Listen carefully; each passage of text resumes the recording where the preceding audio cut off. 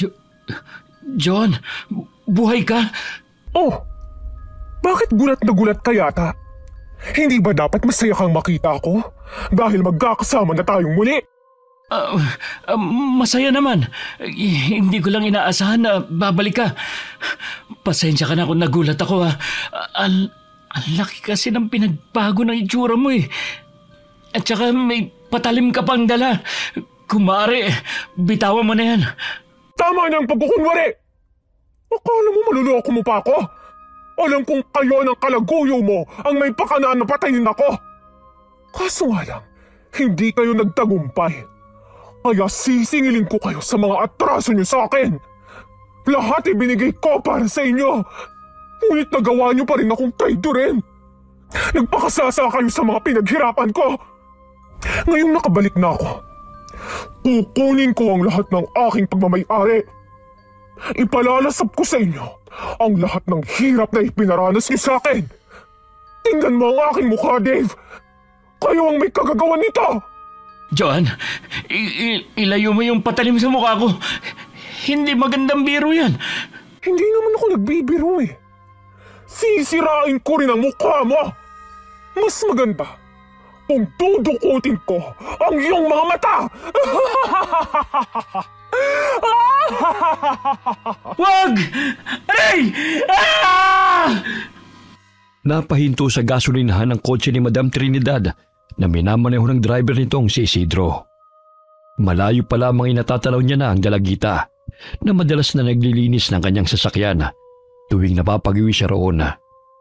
Pinagbusan niya ito ng bintana at binati siya nito bitbit ang basahan. Magandang umaga po, ma'am. Gusto niyo po bang linisin ko ulit ang salamin ng sasakyan niyo? Maalikabok na po, oh. Oh, nag-iisa ka lang yata. Nasa lang kasama mo? Ayun po, hindi raw makakilos. Gutom na raw po kasi siya eh. Hindi pa ba kayo nakakain? Mag-aalas 12 na. Isang pirasong pandesal lang po kasi ang almusal namin. Hindi pa po kasi nakabenta ng kalakal. Oh, heto. May sandwich ako rito. Sa inyo na. Matagal ko na rin kayo nakikita sa lugar na to eh. Hindi ba kayo nag-aaral? Hindi na po, ma'am. Patay na po kasi ang mga magulang ko. Tsaka si Nancy, umalis sa kanilang bahay dahil madalas na sinasaktan siya ng kanyang amain at tiyang. Saan naman kayo nakatirang dalawa? Kahit saan po. Malapad naman po ang kalsada eh. Ay, Diyos ko. Napakadelikado sa inyo matulog sa lansangan. Tawagin mo ang kaibigan mo. Sumama kayo sa akin. Doon na muna kayo manuluyan sa bahay ko habang wala kayong matitirhan. Talaga po, ma'am? Pwede po kaming maging katulong ni Nancy. Maglilinis po kami ng bahay niyo, maglalaba, at kahit ano pong ipag-uutos niyo susundin namin. O siya, tawagin mo na yung kaibigan mo para makakain na kayo at sumama sa akin. Sige po, maraming salamat po talaga, ma'am. Gagawin po namin ang makakaya namin para masuklian ang kabutihan niyo. Sandali lang po tatawagin ko lang ang pinsan ko. Maluhaluhang tinatanong ni Madam Trinidad si Joan habang tumatakbo palayo. Labis ang awa niya sa dalawang dalagita dahil sa hirap ng sitwasyon ng mga ito. Sumagi pa sa kanyang isipan na maaaring mapahamak ang magpinsan mula sa masasamang tao na mananamantala sa pagiging inosente nila. 4 na taon na siyang byuda at wala silang anak ng namayapa niyang asawa na si Senyor Roberto. Kaya't naisipan niyang patuloyin na lamang sina Nancy at Joan sa kanyang mansyon. Nancy! Nancy, bumangon ka na! Pinapatawag tayo ni ma'am. Bibigyan ba niya tayo ng pera? Gutom na talaga ako. Hindi. Pero isasama raw niya tayo sa bahay niya. Kahit na maglinis tayo ng bahay niya at maglaba ayos na yun. Talaga? Totoo ba yan? Oo, kaya halika na. Baka mamaya magbago pa ang isip nun. May dala ka bang pagkain? Nandidilim na talaga ang paningin ko sa sobrang gutom, Joan. Itong sandwich. Bumangon ka na dyan Baka mabagot na yun sa kahihintay sa atin at iwan pa tayo. Sige, tayo na. Magiging mayaman na tayo at makakakain na rin ng masarap. Hindi pwedeng tatamad-tamad tayo ron Dapat maging masipag at magpakabait tayo para matuwa naman si Ma'am sa atin. Oo na, puro ka pangaral dyan. Hindi ka ba napapagod sa paulit-ulit na pagsasabi sa akin ang dapat gawin? Gutom na nga ako, ang ingay mo pa. Baka kasi magiging pasaway ka na naman eh. Kaya pinapalayas tayo ng mga taong kumukup-kup sa atin. Kasi hindi mo mapigilan na manguha ng di sayo. Magpapakabait na nga eh. Inirapan pa ni Nancy ang pinsan bago lumakad patungo sa sasakyan ni Madam Trinidad. Patalon-talon pa ito nang pagbuksan siya ng ginang at pinapasok sa kotse. Sumunod na pumasok si Joanna na napamangha sa lamig ng aircon sa loob ng sasakyan. Simula ngayon, hindi na kayo matutulog sa lansangan. Napakadelikado para sa inyo ang mamalagi sa kalye. Marami pa namang mapagsamantalang tao. Ibig sabihin sa bahay niyo na kami titira? Ang laki siguro ng bahay niyo, ma'am, no? Hindi naman masyado, sakto lang. Huwag kayong mag-alala, ma'am. Masipag po kami ni Joanne. Basta libre pong pagkain ay ayos na po sa amin. Ang kulit mong bata ka. Ano nga bang pangalan mo? Nakalimutan ko kasi eh. Nancy po, ma'am. Ah, Nancy. Huwag kang mag-alala. Makakakain na kayo ni Joanne ng maayos at hindi na kayo magugutom pang muli. Salamat naman po kung ganon. Hindi na po kami magkakalkal sa basurahan para maghanap ng pagpag. Madalas po kasi sumasakit ang tiyan namin dahil panis na po ang pagkain na nakukuha namin eh. Kaso nga lang, kailangan naming pagtiisan yun kasi wala naman po kaming pambili ng maayos na pagkain. Basta mabait kayo, welcome kayo sa bahay ko. Manirahan kayo hanggat gusto nyo. Basta ayoko ng pasaway at nangunguha ng gamit na hindi nagpapaalam, ha? Masusunod po yan, ma'am. Mabait po kami ni Joanne. Mami na lang ang itawag nyo sa akin. Tutal parang nanay nyo na rin naman ako eh. Totoo po ba? Sige po, ma'am. Mami. Ayan ang gandang pakinggan. Huwag na kayong mahiya mga bata ha. Tahimik na napangiti lamang si Joanna habang kumakain ng sandwich. Umiiral ang pagiging madaldal ni Nancy kapag kaharap ang mga tao na maaari niyang mahingan ng pera. Binilhan sila ng damit ng ginang at pinakain sa fast food. Pagdating nila sa mansyon, humanga ang dalawa sa laki ng bahay. Nakakabingi ang katahimikan sa loob ng mansyon. Sinalubong sila ng katulong na si Mimi na asawa ni Mang Isidro. Simula ngayon dito na kayo titira. Ihahatid kayo ni Mimi sa inyong silid para makapaglinis na kayo ng katawan. Wow! Ang laki po ng bahay niyo, ma'am. Parang simbahan. Oo nga po. Tsaka nakakatakot hawakan ng mga gamit. Baka mabasag. Nakakatuwa talaga kayong mga bata. O siya, sumunod na kayo kay Mimi para maituro na niya ang silid nyo. Naging masipag ang magpinsan sa pagtatrabaho sa mansyon. Tinutulungan nila si Mimi sa paglilinis at paglalaba. Bagamat paminsan ay umiiral ang katamaran ni Nancy sapagkat madalas siyang nahuhuli ni Joanne na natutulog katabi ng mga labahin. Upang hindi mapagalitan, ay siya nang gumagawa noon imbis na ang pinsan. Pinag-aral sila ni Madam Trinidad at itinuring na anak. Batid ng ginang na may pagkapasaway si Nancy dahil madalas itong nakikipag-away sa mga kaklase nito. Salungat kay Joanna na pursigido sa pag-aaral at nangunguna sa klase.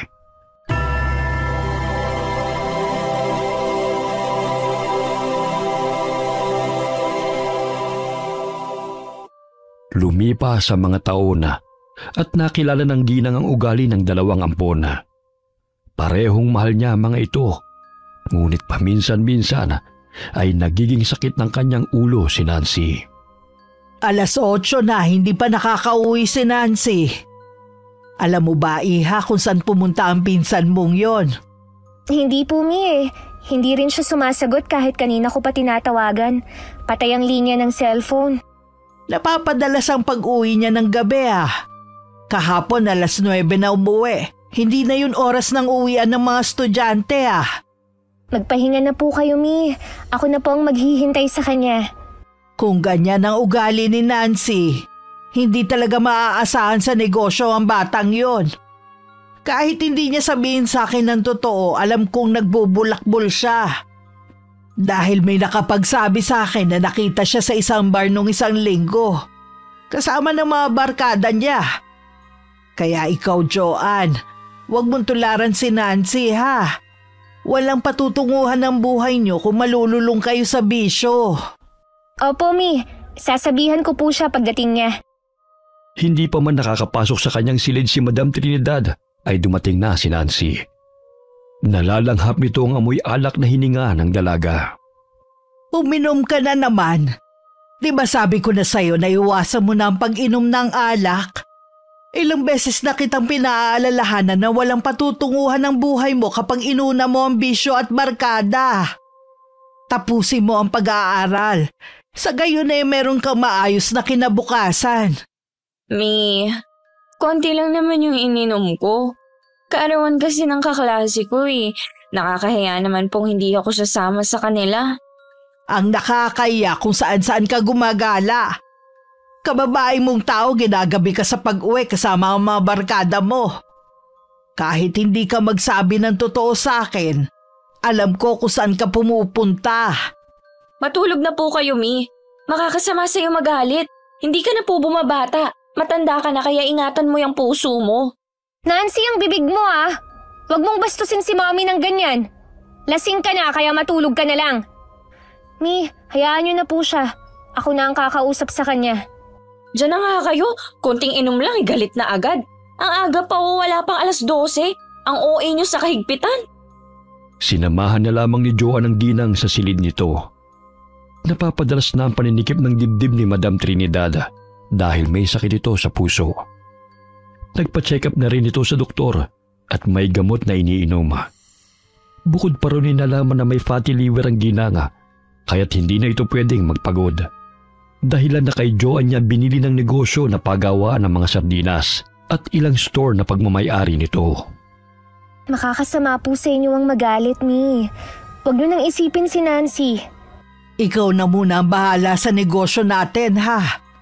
Hindi talaga maaasahan ng babaeng yan eh. Imbes na tumulong sa atin, puro pagbubulakbol ang inaatupag. Matanda na ako, Joanne, at sa'yo ko ipapaubaya ang negosyo na pinaghirapan namin mag-asawa. Ayoko namang mapabayaan na lang yon at ipagkatiwala kahit kanino. Huwag po kayong mag-alala, Mi. Isang taon na lang makakagraduate na ako sa aking kurso na business management. Makakapag-focus na rin ako sa negosyo. Pinapangako ko sa inyo na gagawin ko ang lahat ng best ko para maging proud po kayo sa akin. Mahal na mahal ko po kayo, Mi. Mahal ko kayong dalawa ni Nancy. Kaya madalas ko siyang napagsasabihan. Sana ang mindset niya katulad ng sayo. Ilang beses nang nagpabalik-balik sa kolehiyo, nasa sekundarya pa rin. Matututo rin po siya. Kapag may kailangan po kayo, tawagin niyo lang po ako ha. O sige na, magpahinga ka na rin anak. Napabuntong hininga na lamang si Madam Trinidad habang tinatanaw ang papalabas na si Joanna. Magkaduguman ng dalawang ampona, ngunit magkaiba ang ugali ng mga ito. Naging matigas ang ulo ni Nancy at naging palasagot na rin ito sa kanya. Hindi kagaya ni Joanne na masunurin, masipag sa pag-aaral at tumutulong sa pamamalakad sa negosyo. Buti gising ka pa. Kumain ka na ba? Alam mo, Joanne, kung gusto mo akong pangaralan, pwede ba ipagpabukas mo na? Nakakarindi na kasi ang boses mo Paulit-ulit na lang. Isa pa, mas matanda ako ng 2 taon sa'yo kaya hindi ko na kailangan pakinggan ng mga magic words mo, no? Yun na nga 2 taon kang mas matanda sa akin. Kaya dapat, ikaw ang mas responsable at nakakaalam ng tama at mali. Mahiya ka naman, Nancy. Kinupkup na nga tayo at pinaaral ni Mami Trinidad kahit na hindi niya tayo kaano-ano Dapat nating suklian ang lahat ng ginawa niyang kabutihan sa atin. Alam mo, Joanne, hindi ako santa kagaya mo. Wala namang masama na mag-aliw pa minsan-minsan. Ang boring kaya dito sa bahay, lalo na hindi ko pinangarap na tumira sa kumbento, no? Alam mo, Nancy, sumusobra ka na talaga ha. Yan na ba ang natututunan mo sa iyong mga barkada, ha? Alalahanin mo, kinupkup tayo ni Mami Trinidad para pag-aralin. Para mapabuti ang kinabukasan natin at hindi tayo pag-alagala sa lansangan. Baka gusto mong pulutin uli sa kalye kung patuloy kang ganyan, ha? Para mo din malaman, Joanne, bida-bida ka. Ikaw na lang ang palaging magaling, matalino at dapat tularan. E di ikaw na nagmamay-ari ng corona na perfect person. Matulog ka na nga, ang ingay-ingay mo eh. Ang sa akin lang kasi, suklian natin ng mabuti ang lahat ng pagmamahal at sakripisyo ni Mami sa atin. Hindi yung sakit ng ulo ang ibibigay mo. Puro kalakwatsi.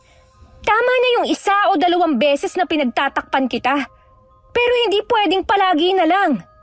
Eh di isumbong mo. Palibhasa, umiiral na naman yung pagkasipsip mo. Tumahimik na lamang si Joanne na lumabas ng silid ng pinsana. Malaki ang pinagbago ng ugali ni Nancy mula nang mapasama sa kanyang mga barkada. Noon tamad lamang sa gawaing bahay. Ngunit kalaunan ay naging palaway at mainitin ang ulo kapag sinisita sa maling ginagawa nito. Nakapagtapos sa kolehiyo si Joanne sa kursong Business Management, kaya't labis ang tuwa ni Madam Trinidad nang parangalan ng dalaga bilang cum laude. Bagamat nakaismid si Nancy nang marinig na pinagmamalaki na naman ng ginang sa mga amiga nito ang tagumpay ni Joanna. Nag-celebrate sila sa mansyon kasamang malalapit nilang mga kaibigan. O diba? Ikaw na talaga ang matalino girl at paborito. E di ikaw nang pinagpala. Tigil-tigilan mo nga ako sa kagaganyan mo, ha? Eh kung inuna mo ang pag-aaral kaysa pagka-cutting classes, sana sabay tayong nakagraduate ngayon. Kaya pagbutihan mo ang pag-aaral mo para makagraduate ka na. Nakakatamad ng mag-aral eh, sasabog ng utak ko. Hindi pa pumapasok sa isip ko yung mga lessons. Palibhasa, alak ang palagi mong iniisip. Tse, paminsan-minsan na nga lang eh. Hindi lahat nabibigyan ng pagkakataon na makapag-aral. Ang swerte nga natin dahil nakilala natin si Mami eh. Dahil kung hindi, sigurado akong naghihirap pa rin tayo hanggang ngayon. Tama na nga yan, ipapakilala ko sa iyo mga kaibigan ko. Inimbitahan ko sila. Sayang naman ang handa kung wala namang gaanong tao. Ayan na sila, girl. Hi, girls. Siya ba yung pinsan mo, Nancy? Oo, siya nga pala, girl. Si Dave, kaibigan ko. Dave, si Joanne, pinsan ko. Nice to meet you, Joanne. Tama nga sinabi ni Nancy na matalino ka. Hindi lang yun, maganda pa. Salamat. Kumain na kayo. Wala naman talaga akong bisita bukod sa 2 kong kaibigan eh. Paano ka makakabisita? Hindi ka naman friendly. Puro mga trabahador sa pagawaan ng sardinas sa mga nakakasalamuha mo. Kulang na nga lang, maging sirena ka na sa madalas mong nandun sa pabrika eh. Grabe ka naman. Okay na ako kahit sina Sheena at Lady lang ang kaibigan ko, no? Ang importante, totoo sila. Kesa naman marami, pero fake friends naman. Lumalabas na naman ang katarayan mo, Nancy, ha? Party to ng pinsan mo, kaya huwag mo namang awayin. Ganun lang talaga kami ng pinsan ko kung mag-usap. Para bang magsasabunutan, pero we love each other. Pakagat-labi pa nitong tinitigan ng matalim si Dave. Kaya't hindi naging komportable si Joanne sa tinginan ng dalawa. Minabuti niyang puntahan ang mga kaibigan. Naiwan ko na muna kayo, ha? Pupuntahan ko lang sina Lady at Sheena. Hindi na mga bata ang mga yun, kaya na nilang kumain. Tsaka ayaw mo bang makilala ng lubusan si Dave? Lalo na't wala ka pa talaga naging boyfriend, girl. Naku, mamaya, langawin ka na. Hindi ko pa priority ang mag-boyfriend, no? Ang dami ko pa nga mga plano sa buhay eh. Sinasabi mo lang yan dahil wala pang nanliligaw sa'yo. Itong si Dave, nasisiguro kung magugustuhan mo siya. Mabait at gwapo. Nako, Nancy. Kung pinagsawaan mo lang naman, wag na, no? Ang lagkit ng titigan nyo kani-kanina lang eh. Magkaibigan lang kami, no? Hindi siyang tipo kong lalaki. Mas bagay kayong dalawa. Muntik nang masamid habang umiinom ng juice si Dave nang marinig ang sinabi ni Nancy. Animoy pinagtutulakan siya nito kay Joanna na nooy halatang nahihiya na rin sa ginagawa ng pinsan. Ano ka ba, Nancy? Pwede bang tumigil ka na? Pinagtitingin na tayo ng mga bisita, oh. Hayaan mo sila. Iba naman ang agenda ni na Mami eh. Paminsan-minsan, lumandi ka rin kasi. Hindi yung palagi ka na lang seryoso. E di sana magmadre ka na lang kung ayaw mong ligawan. Lukarot ka talaga. Maging ang kaibigan mo, nahihiya na rin sa pinaggagawa mo eh. Hayaan mo siya, sanay na yan sa akin. Isa pa, mga walang yaya mga kaibigan ko, no? Ay, ewan ko sa'yo, Nancy. Tuluyan nang umalis si Joanne sa kinaroroonan ng pinsana sapagkat hindi na siya komportable sa panunukso nito sa kanya kay Dave. Natapos ang selebrasyon ng 10:00 ng gabi at nagsiuwian na rin ang mga bisita. Bagamat ang gabing yun ay simula ng pagpaparamdam ng binata kay Joanna hanggang sa araw-araw na itong bumibisita sa mansyon. Nahihiya may mas minabuti ng dalaga na kausapin na lamang ang binata. Dave, ikaw pala. Nakaalis na si Nancy eh. Pumasok na sa eskwela. Hindi naman siya ang pakay ko rito eh, kundi ikaw. Pwede ba kitang yayaing lumabas? Ha? Pasensya na. May pupuntahan pa kasi ako eh. May kailangan pa akong asikasuhin sa store. Ganun ba? Gusto mo, samahan na kita. Naku, hindi na. Kaya ko naman ng sarili ko eh. Isa pa, nandyan naman si Mang Isidro. Wala naman akong gagawin eh. Sa pagkakaalam ko, malayo ang store nyo rito. Bago ko makalimutan, ito palang bulaklak para sa'yo, Joanne. Salamat. Nag-abala ka pa talaga. Joanne, pwede ba kitang maging kaibigan? Nakakahiya man sabihin pero gusto kasi kitang makilala ng lubusan eh. Kung ano-ano siguro ang pinagkikwento ng pinsan ko sa'yo tungkol sa akin, oh. Pasensya ka na kagabi, ah. Baliw lang talaga si Nancy. Kaya kung ano-ano na lang ang lumalabas sa bibig nun. Ako talaga nagkusa na puntahan ka. Kung pwede lang naman na maging kaibigan mo, hindi kita mamadaliin. Pero pwede bang sa ngayon, maging driver mo muna ako? Sige na nga. Ang kulit mo rin eh. Yun! Tara na! Ay teka, sabihan ko na lang si Mang Isidro para makapagpahinga na rin muna siya rito. Kinuha ni Dave ang cellphone sa kanyang bulsa nang marinig niyang tumutunog ito. Nakita niyang tumatawag si Nancy, kaya agad niya itong sinagot. Hello, Nancy. Nandito na ako sa bahay niyo. Sinundo ko na si Joanne. Mabuti at pumayag. Mabuti naman kung ganon. Sinabi ko nang marupok din yung pinsan ko eh. Mabait naman yan, kaya kilalanin mo ng lubusan. Gumala kayo para makuha mong loob niya. Hay nako, alam mo naman... Tayo na? Nasabihan ko na si Mang Isidro. O siya, aalis na kami. Mamaya ka na tumawag. Agad na pinatay ni Dave ang cellphone nang mapansin si Joanne na naroon sa kanyang likuran. Pangiti niyang hinarap ang dalaga at kinindatan pa niya ito. Sorry, may kausap ka pala. Tumawag ang pinsan mo. Siniguro talaga na nandito na ako. Ano pa ang sabi niya? Sasamahan kita at ipapasyal kung saan mo gusto. Alam mo, Joanne, mahal ka talaga ni Nancy. Binabalaan pa ako na ingatan daw kita. Malilintikan pa ako kung may mangyaring masama sa'yo. Tayo na nga. Tinanghali ako ng alis eh, dahil pinainom ko pa si Mami ng gamot. Kumusta na pala siya? Ayun, ayos naman. Yun nga lang, pinagbawalan siya ng doktor na mapagod. Kaya hindi na siya pumupunta sa pabrika. Paminsan-minsan na lang siya bumibisita sa mga store namin. Kaya, eto, busy ako. Sa'yo na talaga pinagkatiwala ni Madam ang negosyo niyo, ha? Hindi lang naman sa akin eh, pati na rin kay Nancy. Kaso nga lang, lukarit ang babaeng yan. Ayaw pumunta sa pabrika dahil tutubuan daw siya ng kaliskis dun. Paano ba naman kasi? Pinalilibutan siya ng sardinas dun. Nakakatawa ka rin palang kausap, Joanne. Akala ko seryosong tao ka eh. Hindi no, may kalokohan din namang nalalaman. Lalo na kung kaming mag-usap ni Nancy. Naku, parang nag-aaway palagi. Pero normal na sa aming dalawa yun. Mula pa pagkabata magkasama na kami. Kwento niya sa akin ang buhay niyo. Humanga nga ako sa inyong dalawa eh. Lalo na sa'yo, Joanne. Bakit naman? Dahil nag-aral ka ng husto at nakapagtapos. Hindi ka tulad ng pinsan mong yun. Puro lakwat siya. Ex-girlfriend siya ng pinsan ko. Kaso naging close kami noon pa man. Kahit naghiwalay sila, nanatili ang pagkakaibigan namin. Ganun ba? Hindi ko na maalala kung sinong boyfriend niya ang tinutukoy mo. Ang dami rin kasi niyang pinakilala sa akin eh. Nakalimutan ko na nga ang mga itsura ng mga ex niya. Habang tinatahak nila ang daan patungo sa store, ay patuloy silang nag-uusap. Hanggang sa natagpuan ni Joanne ang sarili na hindi na naiilang kay Dave. Lumipas ang ilang linggo. Nagkamabutihan sina Dave at Joanne dahil sa madalas nilang pagsasama. Hanggang sa nanligaw ang binata sa dalaga at sinagot niya ito. Talaga bang sinasagot mo na ako, Joanne? Sampalin mo nga ako kung hindi ako nananaginip. Gusto mo yatang bawiin ko pa eh. Ay, hindi na. Basta mahal, pangako ko sa'yo na hindi kita sasaktan. Gawin mo na lang, wag puro salita.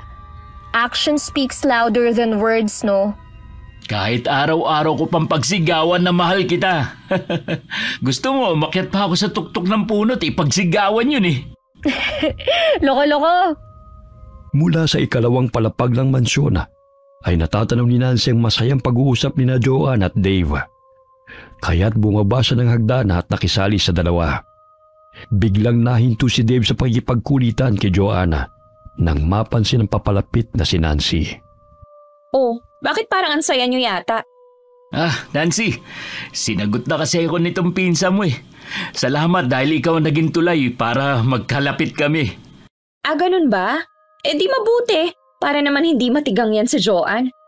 Luka-luka ka talaga. Anong matigang ka riyan? Napaka-dirty-minded mo. Oh, bakit? Diyan naman kayo papunta ah. Isa pa, huwag ka ng pa-inosente effect, girl. Sa panahon ngayon, hindi na uso yan. Namiss ko ng mag-night out. Labas naman tayo, girl. Anong night out? Usapan natin kapag nakagraduate ka na, ako mismo ang manlilibre sa'yo sa night out. Sa ngayon, mag-focus ka muna sa pag-aaral.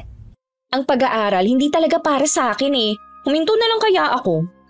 At ano naman ang gagawin mo, Aber? Eh ayaw mo nga rin magtrabaho sa pabrik eh, dahil nalalansahan ka sa mga sardinas. Tapos kahit magbantay ng store, ang bilis mong mabagot. Natahimik na lamang si Nancy. Ilang sandali umalingaw-ngaw sa loob ng mansyon ng malakas na sigaw ng katulong na si Mimi na nagmumula sa silid ni Madam Trinidad. Kaya't dali-dali nilang tinunguyo na upang tukuyin kung ano nangyayari. Sumambulat sa kanila ang umiiyak na katulong at nakahandusay na si Madam Trinidad. Hawak-hawak nito ang dibdib dahil inatake ito ng stroke. Dali-dali silang tumawag ng ambulansya dahil pangalawang pagkakataon ng na-stroke ang ginanga. Sa pagkakataong yun ay hindi na ito nakaligtas dahil pumutok na ang ugat nito sa utak. Halos gumuho ang mundo ni na Joanne nang sabihin ng doktor na pumanaw na ang kinikilala nilang ina. Kaya napayakap na lamang siya kay Nancy na nooy umiiyak na rin. Nancy, wala na si Mommy. Paano na tayo ngayon? Hindi pwede to. Baka naman pwede pa siyang maagapan, ha? Sinabi na ng doktor na patay na si Mommy. Ginawa naman nila lahat ng makakayanan nila ngunit wala na talaga eh. Alam kong mahal na mahal niyo si Madam Trinidad. Pero mas mabuti na rin nakapagpahinga na siya kaysa naman araw-araw niyang nilalabanan na sakit niya. Hindi pa rin talaga ako makapaniwala na wala na si Mommy. Kahit ako rin, Joanne. Binuro lang labi ni Madam Trinidad sa mansyon. Araw-araw na umiiyak si Joanne dahil sa pagdadalamhati. Dinamayan sila ni Dave sa kanilang pagluluksa sa pagpanaw ng kinikilala nilang ina. Pagkalipas ng isang linggo ay inilibing si Madam Trinidad, katabi ng puntod ng asawa nito. Gusto pa sanang manatili roon ni Joanne, ngunit inaya na siya ni Nancy at Dave. Sa gayon ay makapagpahinga na rin ito. Umuwi na tayo, Joanne. Tayo na lang ang nandito. Mauna na lang kayo. Dito na muna ako. Gusto ko pang samahan dito si Mommy. Hindi gugustuhin ng mami mo na makita kang nagkakaganyan, mahal. Magpahinga ka rin. Simula nang mamatay si Madam, wala kang maayos na tulog at palagi ka na lang nagpupuyat. Mamaya ikaw naman magkasakit niyan. Umuwi na tayo, Joanne. Dumidilim na oh. Baka maabutan pa tayo ng ulan dito. Oo nga, tumahan ka na dahil ayaw din ng mami niyo na umiiyak kayo. Hanggang dito na lang talaga ang buhay niya. Joanne, dahil wala na si Mami, paano na yung mga naiwan niya? May pinagkatiwalaan siyang abogado. Wala din akong ideya sa bagay na yun eh. Isa pa, kalilibing lang ni Mami. Kaya kung maaari, huwag na muna nating pag-usapan ng bagay na yan. Nagtatanong lang wala namang masama doon ah. Wala nga. Ayoko lang pag-usapan yan sa ngayon. Okay. Nagkatinginan sina Nancy at Dave habang hinahaplos ng binata ang likod ni Joanna. Lihim na umirap at napaismid si Nancy habang lumalakad sila patungong kotse. Tahimik na yakap pa rin ni Joanna ang litrato ng ginang hanggang sa makarating sila sa bahay. Sige na Joanne, magpahinga ka na sa kwarto mo. Tignan mo nga yung palibot ng mata mo, nangingitim na dahil sa puyat at kakaiyak. Oo nga, mahal. Kailangan mo magpahinga para makabawi ng lakas. Uuwi na rin ako. Sige, salamat sa paghatid, Dave. Kung nagugutom ka girl, sabihan mo lang ako. Magpapaluto ako kay Aling Mimi. Hindi na. Busog pa ako. Magpapahinga na lang ako sa kwarto. Inihatid ng tingin ni Nancy ang pinsan habang paakyat ito ng hagdana. Ilang sandali na baling ang pansin nito kay Dave na nooy malagkit na nakatitig sa kanya. Oh, bakit ganyan ka kung makatingin? Akala ko ba uuwi ka na? Hanggang kailan ba tayo magiging ganito, Nancy? Namimiss na kita. Gusto na kita makasama.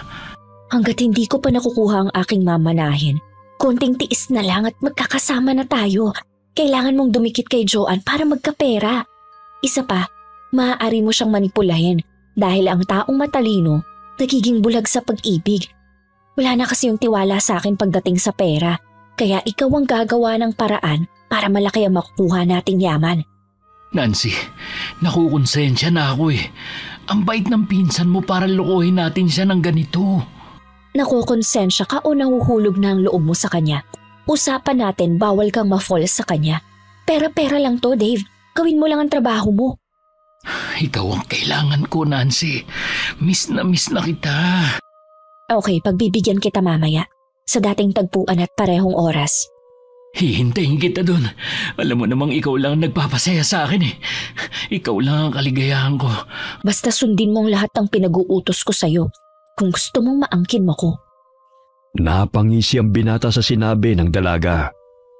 Maya-maya'y nagpaalam na ito upang umuwi.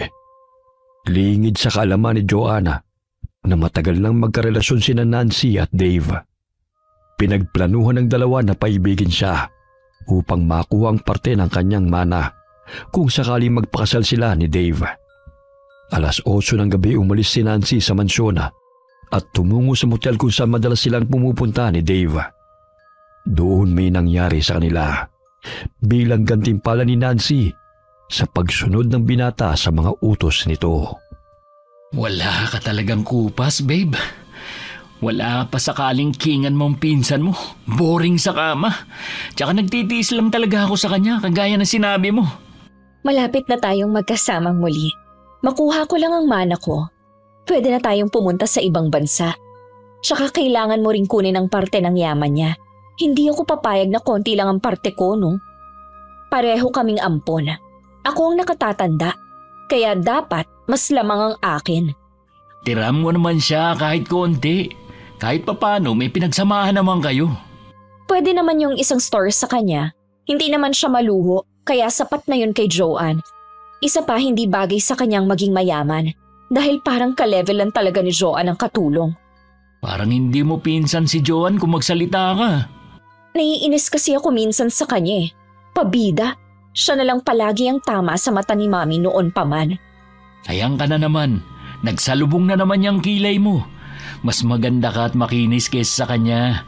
Kaya hindi ka dapat ma-insecure. Teka. May nangyari na ba sa inyong dalawa? Oo.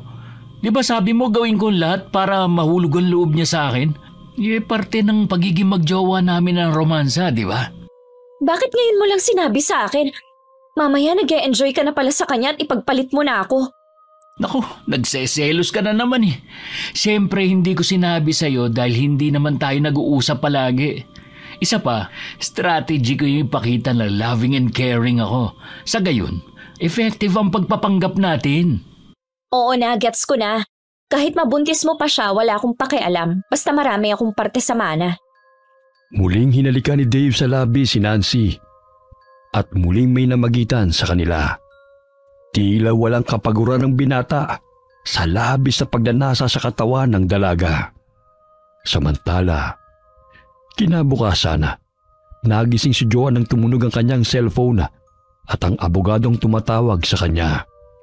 Sinabi ni Atty. Cruz na gusto nitong makausap ang magpinsan tungkol sa last will ni Madam Trinidad. Kaya't agad siyang bumangon at tumungo sa kwarto ni Nancy. Bagamat nagtaka siya kung saan na naman ito pumunta, kaya tinawagan niya ang pinsan. Hello, Nancy. Nasaan ka? Pupunta raw rito ngayon si Atty. Cruz. May sasabihin siyang importante. Pinuntahan ko lang ang kaibigan ko. Sige, uuwi na rin ako. Maya-maya nandito na si attorney. Hihintayin ka na lang namin. Okay, bye. Oh, saan ka pupunta? Minsan lang tayo magkasama, aalis ka na agad. Kailangan kong umalis dahil pupunta ang abogado sa bahay. Babasahin ang last will and testament ni Mommy. Excited na akong makuha ang mamanahin ko. Sinabi ko na sa kanya dati na sa akin ang mansyon. Talaga? O siya, hatid na kita ron. Tanga ka ba? Hindi ka pwedeng pumunta sa bahay ngayon, no? Mamaya pag hinalaan pa tayo. O di kaya may makakita sa atin.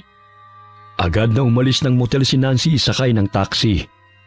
Malalim na buntong hininga ang kanyang pinakawalan ng bumaba ng sasakyan na may malapad ng ngiti sa kanyang labi. Mapapasakin ang mansyong ito at ang pera na naiwan ni Mommy Trinidad.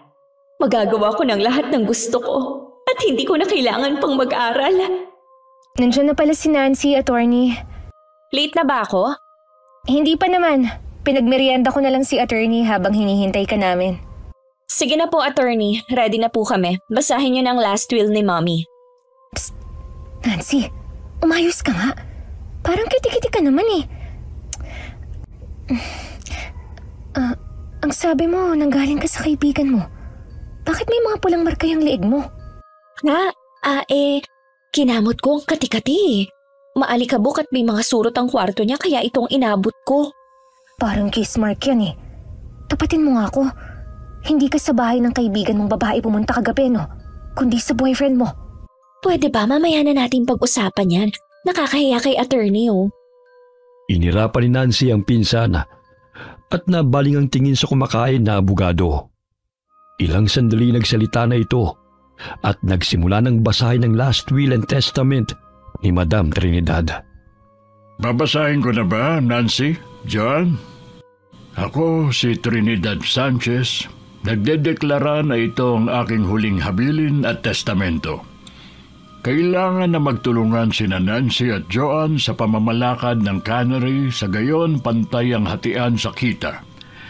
Kailangan makapagtrabaho ni Nancy sa pabrika ng 1 taon upang matutunan niya kung paano ang pamamalakad sa cannery, maging sa mga store bago makuha ang kanyang parte sa mana. Hindi maaaring tanggalin ng mga trabahador na matagal nang nagtatrabaho sa cannery, maliban na lamang kung may ginawang hindi kanais-nais na ikababagsak ng negosyo. Ang mansyon ay mapupunta kay Joan bilang gantimpala sa lahat ng sakripisyo upang mapalago ang negosyo at madagdagan ng 3 branches. Maiiwan rin sa kanya ang 3 store na siya mismo ang naghirap. Ano? Paano ako? Saan ako titira gayong hindi nakapangalan sa akin ng mansyon? Halos lahat na lang napunta kay Joan ah. Pareho kaming kinupkup ni Mami. Bakit naman konti lang ang parte ko, attorney? Dahil si Joan mismo nagpalago ng negosyong ito na muntikan ng malugi. Kaya malaki ang shares niya sa negosyo. Maaari ring lumaki ang shares mo. Yun ay kung paghihirapan mo. Paano kung hindi ako makapagtrabaho sa pabrika? Ang lansadon at ayoko nakikipaghalubilo sa mga trabahador. Gaya ng nakasaad sa testamento, makukuha mo lang ang perang iyong mamanahin kung tutulong ka sa negosyo. Alam naman nating pinaghirapan nilang mag-asawa ito, kaya iiwan nila sa inyo upang maipagpatuloy ninyo ang kanilang nasimulan. Pambihira naman, hindi naman makatarungan ng hatian sa mana. Ang liit nang napunta sa akin at pahirapan pa bago ko makuha ang pera. Kailangan ko na yun. Hindi naman kita palalayasin dito sa mansyon eh. Dito ka naman titira. Ano ang dinadabog mo? Tsaka saan mo naman gagamitin ang pera? Wala ka namang gastusin. Wala ka namang problema sa bayarin mo sa eskwelahan ah. Anong wala? May paggagamitan ako. Isa pa, party ko yun sa mana kaya ibigay nyo na sa akin. Oh, bibigyan naman kita ng monthly allowance ah. Basta hindi mo makukuha ng buo ang pera mo kapag hindi ka pa tapos sa pag-aaral. Sana maintindihan mo ang ibig sabihin ni Mommy. Kuyumang kamaong tumakbo patungong kwarto si Nancy dahil hindi matanggap ang nakasaad sa testamento. Pagpasensyahan niyo na po ang pinsan kong yun, attorney. Maya-maya magiging okay din yun. Nasabi sa akin ni Trinidad na hindi maaasahan sa pera yang si Nancy. Kaya gusto niyang matutoy ang pinsan mo. Nang sa ganon, hindi masayang ang lahat ng pinaghirapan niyo. Gusto lang ni Mommy na bigyan siya ng leksyon dahil puro pambubulakbul ang inaatupag imbis na tumulong sa negosyo. Ay sige, aalis na ako. Salamat sa masarap na merienda, ha? Salamat din po, attorney. Halos magwala sa loob ng kwarto si Nancy. Subalit pilit niyang pinapakalma ang sarili habang nakaharap sa salamin. Makukuha ko rin ang yaman na para sa akin. Hindi pwedeng si Joanne lang ang aangkin sa pagmamay-ari na iniwan sa amin ni Mommy. Kailangan na mawala sa landas ko si Joanne. Kung ayaw niyang ibigay ang dapat ay para sa akin. Tama lang palang plano kong palapitin si Dave sa kanya para mapadali kong malimas ang pera na meron siya. Napahinto sa pag-iisip si Nancy nang may marinig siyang katok sa pintuan. Natidinig niya ang tinig ni Joanna, ngunit mas pinili niyang manahimik at humiga sa kama. Ilang araw ding hindi kinibo ni Nancy ang pinsan dahil sa labis na pagtatampo. Kaya't si Joanna mismo ang kumausap sa kanya upang sila'y magkaayos. Nancy, kahit sa akin hinabili ng mansyon, hindi naman ibig sabihin nun na hindi ka na rito titira. Dito na tayo lumaki at dito na rin tayo tatanda. Pasensya ka na kung nagtampo ako ha. Hindi ko lang kasi matanggap na halos lahat na lang ay iniwan sa'yo. Samantalang ako, kailangan ko pang pagtrabahuhan bago makuha ang mana ko. Nancy naman, alam mo noon pa man na nagtatrabaho na ako sa cannery, di ba? Sinasabay ko sa pag-aaral ko. Minsan nga naiinggit na ako sa'yo dahil nagagawa mo ang lahat ng gusto mo. Samantalang ako, subsob sa pag-aaral at trabaho. Ayokong umabot tayo sa ganito na hindi nagpapansinan dahil lang sa mana. Kamamatay lang ni Mommy tapos nag-aaway na tayo. Sorry kung nagtampo ako sa'yo Niyakap ni Joanne ang pinsana dahil ito na lamang ang natitira niyang pamilya at hindi niya gustong pag-awayan nila ang pera. Ilang sandali pa'y dumating si Dave at nadatnan sila sa ganong ayos, kaya't kumawala sila sa isa't isa mula sa pagkakayakap. Hinatid siya ni Dave sa pabrika, ngunit lingid sa kanyang kaalaman na may masamang plano na namang namumuo sa isipan ni Nancy. Kinagabihan, alas 9 na ng gabi nang nakauwi sina Joanne at Dave.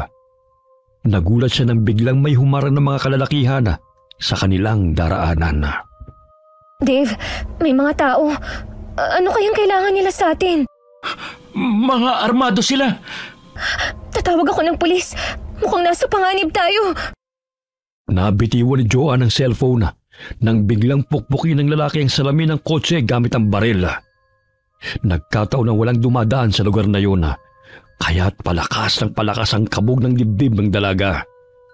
Hindi sila makadaan dahil ang kotse ng mga ito'y nakaharang at pilit silang pinabababa sa sasakyan. Bumaba na kayo! Baba! Mukhang marami tayong makukuha sa kanila tol Ano bang kailangan niyo sa amin? Bitawan niyo kami! Pakiusap! Huwag niyo kaming saktan! Kunin niyo na ang lahat ng gusto niyong kunin! Basta't pakawalan niyo lang kami! Abay, ang gandang babae niyo to Hoy! Layuan mo si John! Kung ayaw ko, anong gagawin mo? Gusto mo ba ngayon palang ipasabuhin ko na yung utak mo, ha? Pakiusap! Ilayo mo yung baril kay Dave! Baka mamaya makalapit mo yan! May pera sa bag ko! Kunin niyo na po, Manong! Maawa na po kayo sa amin! Mukhang mayaman kayo Hindi sapat ang perang ito para pakawalan kayo. Mga kasama, ipasok niyo sila sa kotse. Mukhang tiba-tibang natsempuhan natin ngayon Saan niyo kami dadalhin? Pakiusap! Maawa na po kayo sa amin! Huwag niyo po kaming sasaktan! Humagulgol ang dalaga sa pagmamakaawa dahil binubugbog ng dalawang kalalakihan si Dave. 4 na kataong humarang sa kanila at tinutukan ng barel ang kanilang ulo. Huwag na kayong pumalag pa. Hala, pasok sa kotse! Mga kasama, kayo nang bala sa kotse ng mga yan. Saan niyo po kami dadalhin? Manong pag-usapan na lang natin to. Sige na, pakawalan mo na kami. Huwag mo akong daanin sa pagmamakaawa dahil hindi na ako maaawa sa'yo. Sapagkat ang gusto ko'y limpak-limpak na salapi. Dave, may sugat ka. Ayos lang ako, mahal. Ikaw, nasugatan ka ba? Hindi. Pero ikaw, mukhang malalim ang sugat mo sa noo Ang sweet nyo naman magjowa. Ay, ako hindi ako pinalad na magkaroon ng malambing na nobya Pangit na nga, manloloko pa. Kaya yun, pinasabog ko ang bungo niya para hindi naman pakinabangan ng iba. Manong, alam kong may kabutihan pang natitira dyan sa puso mo. Sige na, pakawalan mo na kami. Kabutihan? Wala ako niyan, Neng. Kaya nga dinuot ko kayo dahil hindi na uso sa akin yan. Masama akong tao. Kita mo? Takot kayo sa akin? Tumahimik ka na lang kung ayaw mo magkalat ang mga utak niyong dalawa sa kinauupuan niyo. Habang lumalalim ang gabi, ay papalayo na sila ng papalayo sa lugar kung saan sila naroon. Kaya ganun na lamang ang takot ni Joanne sa maaari nilang kahantungan ni Dave. Nanghihina na rin ang binata dahil sa pambubugbog ng mga lalaking dumukot sa kanila. Ilang sandali pa'y napahinto sila sa isang lumang gusali.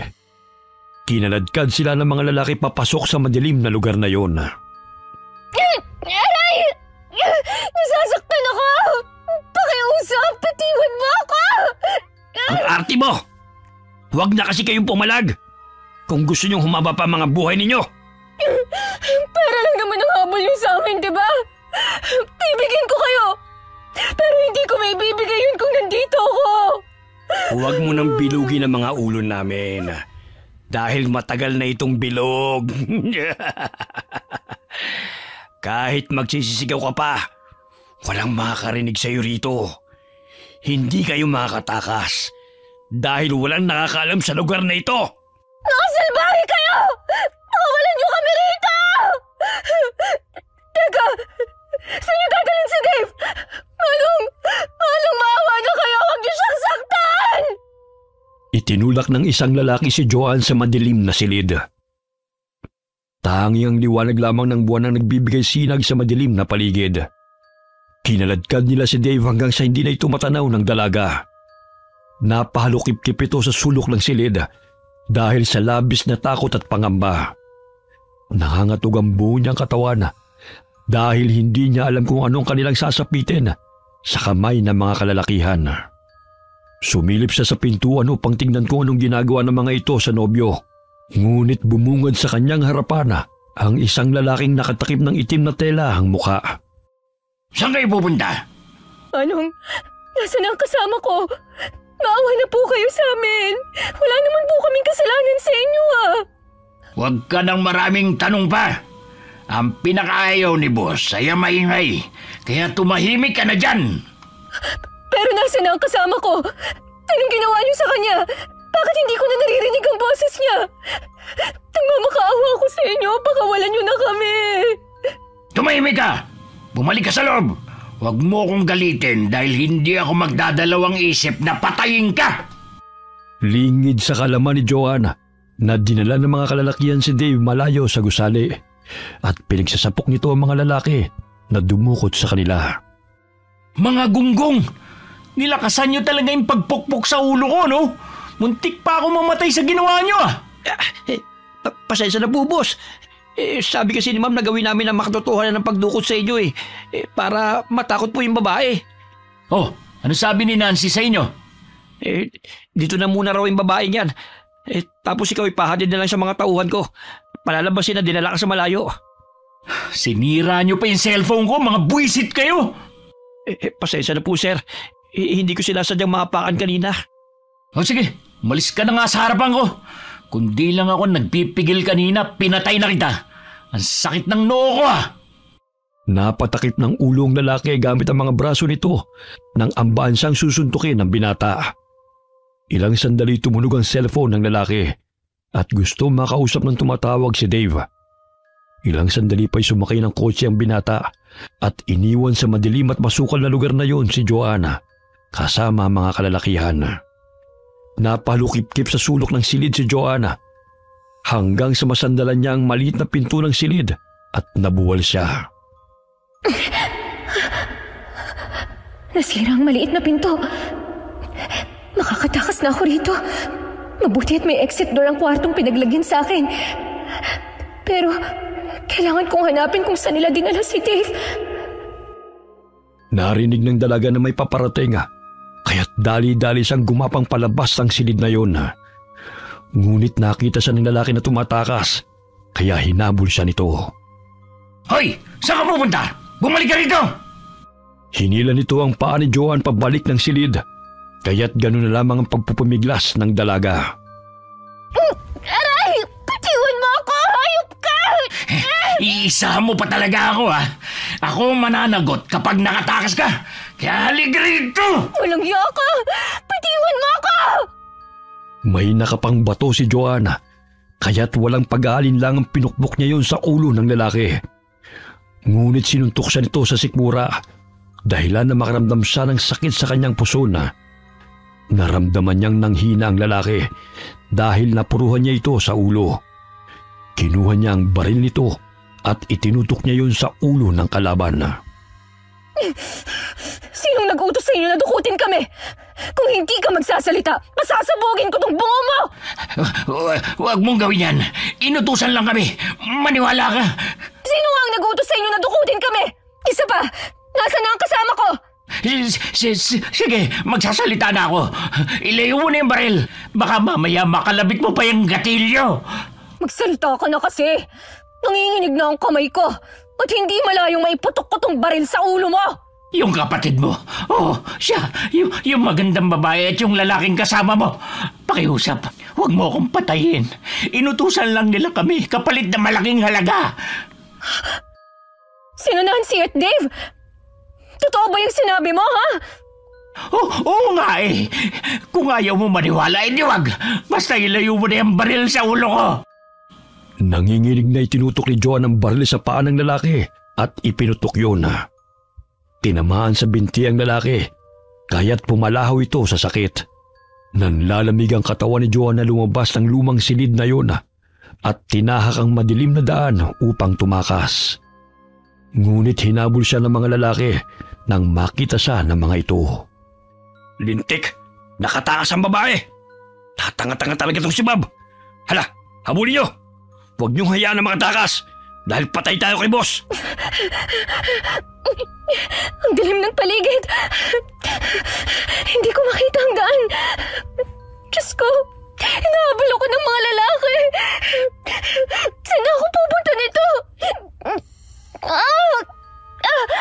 Aray! Ang sakit ng puso ko! Hoy! Babae! Kahit saan ka man pumunta, mahaharap ka pa rin namin! Mapapagod ka lang sa kakatakbo! Aray! Ang sakit ng balakang at puso ko! Sandali! Parang may nakapakong basa sa binti ko! Dugo! Tinudugo ako! Kahit nakakaramdaman ng kirot sa puso at balakang, pilit na lumakad palayo si Joanna.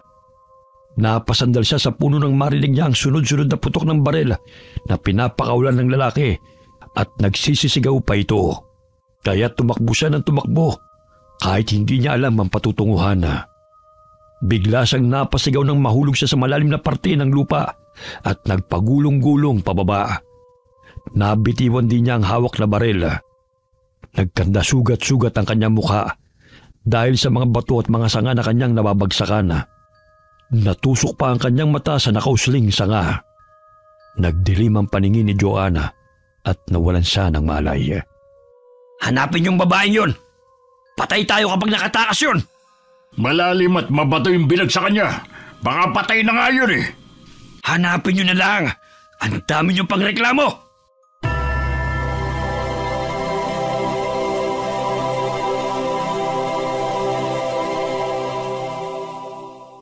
Nagkalat ang dugo ni Joan nang hilahin at kargahin siya ng matipunong lalaki sa likod nito.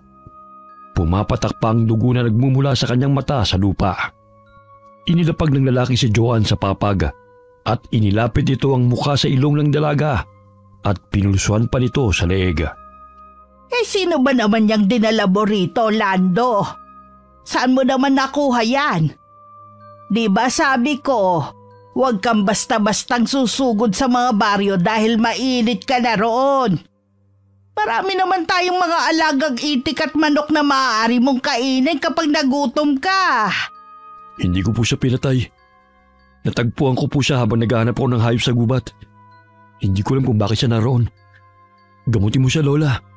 Abay, unang beses na hindi ka natakam sa sariwan dugo at laman na. Buntis pa ang babaeng to. Pero dinudugo siya. Mukhang nakuna na siya. Mag-init ka ng tubig at dalhin mo rito ang mga halamang gamot ko para maagapan natin ang pagdurugo ng babaeng to. Sa hinuha ko mahigit 2 buwan na siyang buntis dahil naaamoy ko ang napakabangong sariwang dugo na lumalabas sa kanya. Ang ganda niya, Lola. Unang beses kong napansin na humaling ka sa babae. Noon dinadala mo rito para gawing pagkain. Gusto ko siya. Akin siya. Kunin mo muna ang bote na may sangkap na apdo at ipapainom ko yun sa kanya. Humihina na ang pulso niya at maaari siyang mamatay. Ibinuka ni Lola Aso ng bibig ng dalaga at pinataka ng malansang dugo na ibinabad sa apdo ng ahas. Umusal din ito ng orasyon.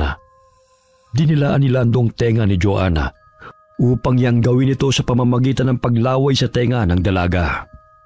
Mga aswang ang maglola na nakatira sa gubat, bagamat isa ring manggagamot na aswang si Lola Asona. Maging ang matanday nagtaka sa kanyang apong si Lando na hindi nito pinatay ang dalagang natagpuan. Ako na lang po ang bahala maglinis sa duguan niyang katawan. Sinabi niyong buntis siya. Nariyan pa ba ang bata sa sinapupunan niya? Wala na. Ubos nang lumabas ang dugo. Malaki ang pinsala niya sa isang mata na maaari niyang ikabulag. Sa paligay ko'y tinapon ang babaeng yan doon matapos pahirapan. Ang dami niyang pasa sa katawan. Ang puti niya at maganda.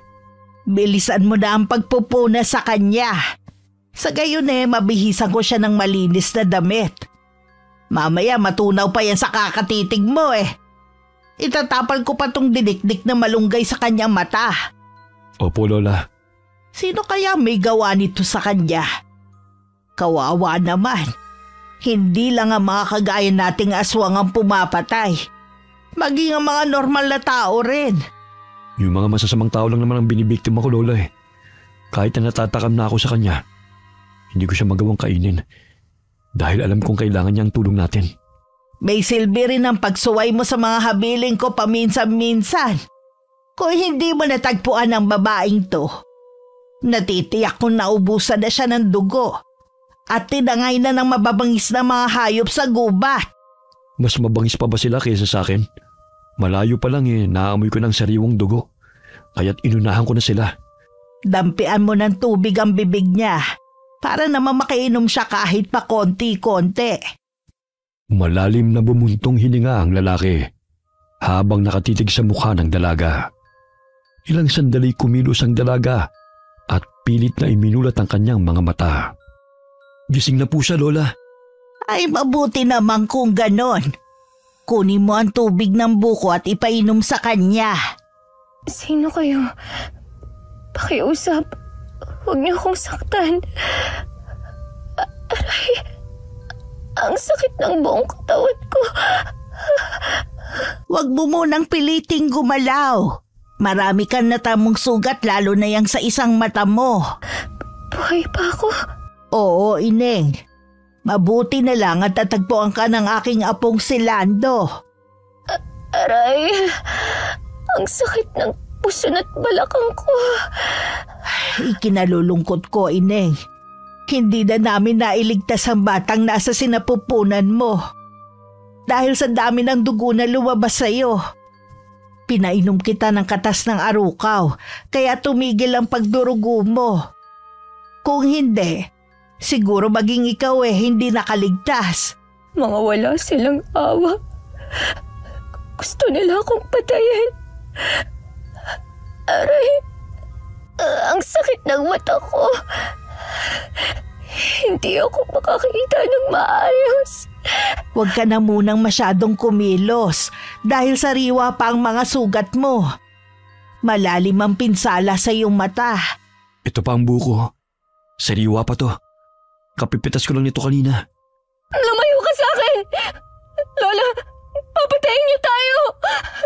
Huwag ka matakot sa kanya, Ineng. Siya ang aking apo na tinutukoy ko. Si Lando. Mabait naman siya kahit may katigasan ng ulo. May dala akong buko. Inumin mo to upang lumakas ka. Nanginginig ang katawan at naluluhang inilibot ni Joanne ang paningin sa paligid. Naroon siya sa kubo na gawa sa nipa at kahoy. Napalukip-kip siya sa sulok ng silid at napayakap sa sarili. Akin na muna yan, apo. Natatakot siya sa iyo kaya lumabas ka na muna. Siguro mga lalaki ang nanakit sa kanya. Sige ho, Lola.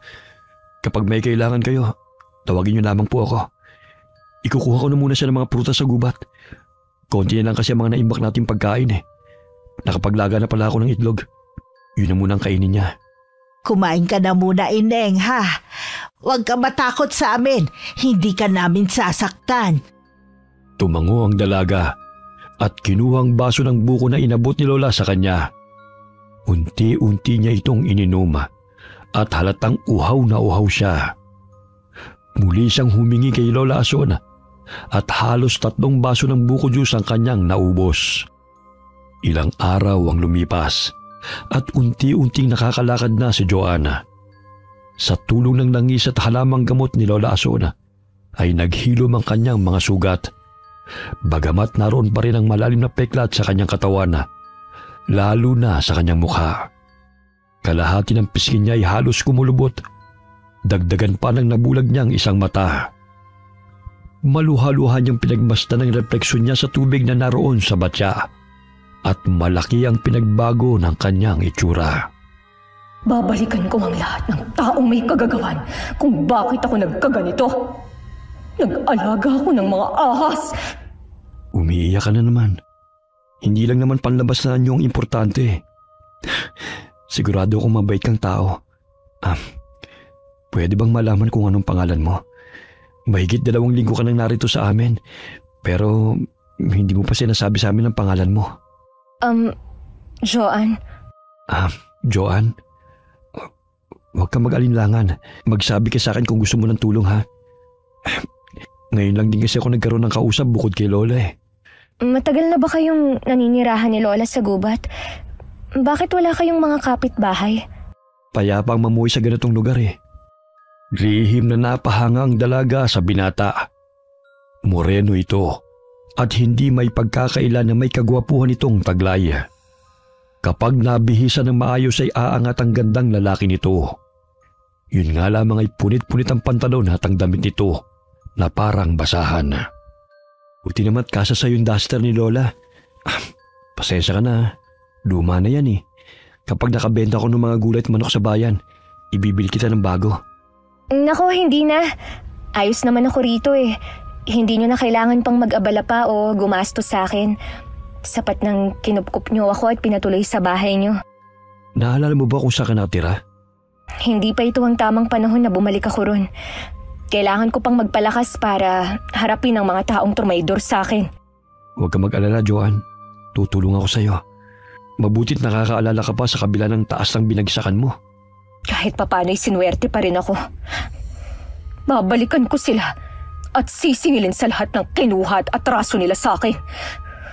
Pati ang magiging anak ko'y pinagkaitan nila ng buhay.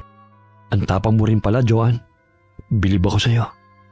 Hinagod ni Landong likod ng dalaga upang pakalmahin ito.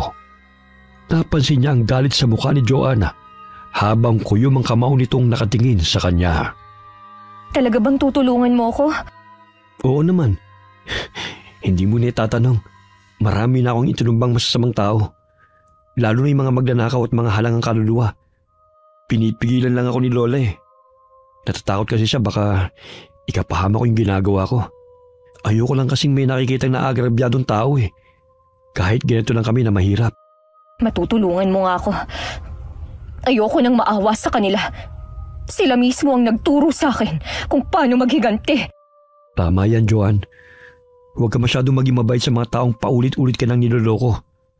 Namimihasa eh. Ang dapat sa kanila, bigyan ng leksyon.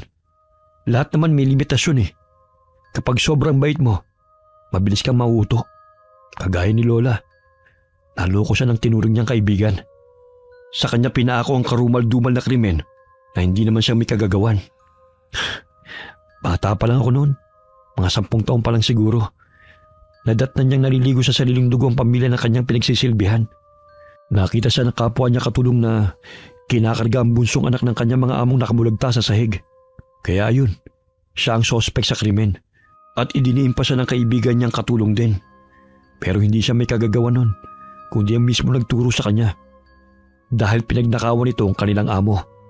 Kaya tumakas kami at napadpad sa gubat na ito. Masakit din pala ang pinagdaanan ni Lola. Kaya naitanim ko sa aking utak na kailangan magbayad ng tunay na salarin sa lahat ng krimen. Sa panahon ngayon, ang mga inosente pang nadidiin. Kaya inilalagay ko ng bata sa mga kamay ko. Sa gayon ay makaganti man lamang ako sa mga mapangmatang tao. Naputo ng kanilang pag-uusap nang tawagin sila ni Lola Asona. Inihain na nito ang pananghalian at luto na rin ang tinolang manok na niluluto nito.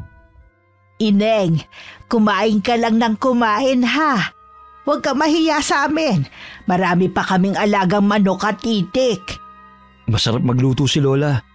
Tataba ka talaga kapag siya ang kasama mo. Salamat po Lola sa lahat ng tulong niyo sa akin ha. Balang araw, masusuklian ko rin po kayo. Naku, huwag mo lang isipin yun. Bukal sa puso ko ang tumulong, Ineng. Kabilugan ng buwan. Malalim na ang gabi, ngunit hindi mapakali si Joanne sa kanyang higaan. Nakaramdam siya ng init sa buo niyang katawan, kaya bumangon siya at tinungo ang kusina. Uminom siya ng tubig, ngunit hindi pa rin napapawi ang kanyang uhaw. Napagpasan niyang lumabas ng kubo upang magpahangin. Bagamat tagaktak pa rin ang pawis na namumuo sa kanyang noo, kahit mahangin na sa labas. Nabaling ang kanyang paningin sa mga itik na naroon sa bakuran, kaya't dali-dali siyang tumungo roon. Hindi niya napigilan ang sarili na sunggaban ng isang itik. Tumatalsik pa ang sariwang dugo nito habang nilalantakan niya ang sariwang laman at sinisipsip ang dugo nito. Nagising sina Lando at Lola dahil sa ingay ng mga alaga nilang hayop. Joanne! Ha? Patawad. Hindi ko sinasadya. Hindi ko rin alam kung bakit ko ito nagawa.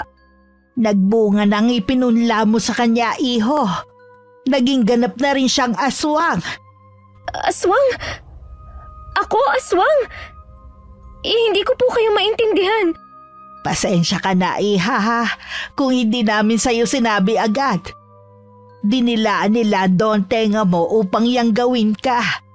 Sa gayon mapapadali ang paggaling mo. Dahil kung hindi niya ginawa yon, natitiyak kong matagal ka ng patay. So, mga aswang kayo? Hindi kami masamang aswang, Joanne.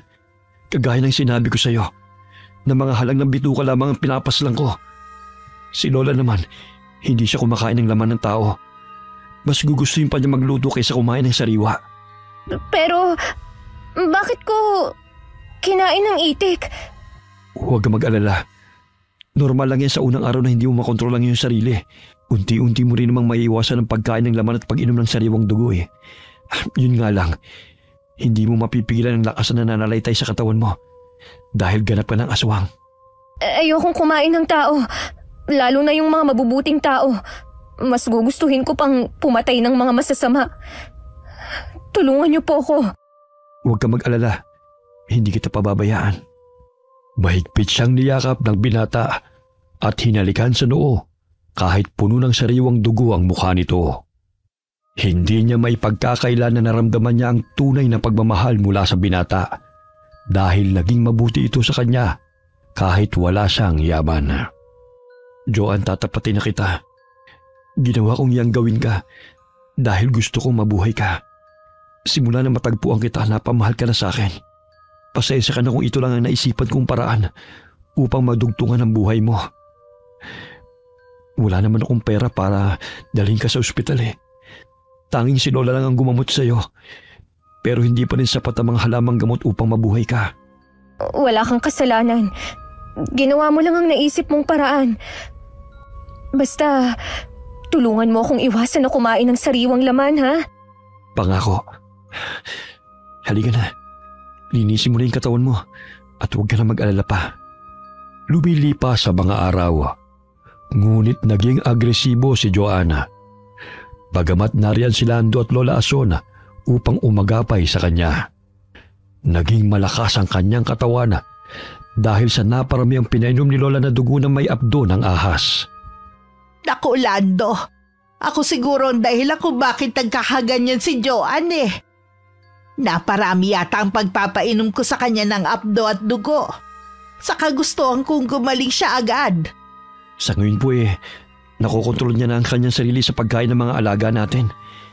Yun nga lang, parang naging agresibo na siyang balikan ng mga taong nanakit sa kanya eh. Sinabi niyang trinaidor siya ng mga taong pinagkatiwalaan niya eh.